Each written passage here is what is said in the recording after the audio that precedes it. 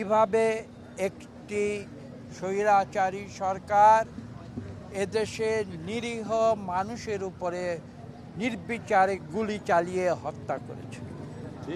শুধু মানুষের উপরে নয়, এখানে বুঝতে হবে এদের মধ্যে সিংহভাগই ছিল কোমলমতি বালক বালিকা, যারা হয় স্কুলে পড়ে, না হয় কলেজে পড়ে, না হয় বিশ্ববিদ্যালয়ে পড়ে।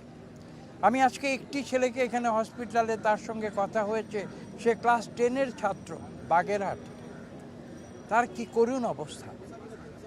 কোনো সভ্য মানুষ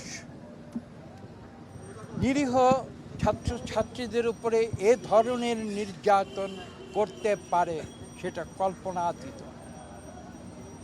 আমি যারা এখানে হসপিটালে আছে এবং যারা নিহত হয়েছেন, যে সম্বন্ধে ডক্টর রফিক ইতিমধ্যে বলেছেন, আমি সকলের প্রতি শ্রদ্ধা জানাই, আমার নিজের পক্ষ থেকে, আমার দলের পক্ষ থেকে এবং দেশবাসীর পক্ষ থেকে।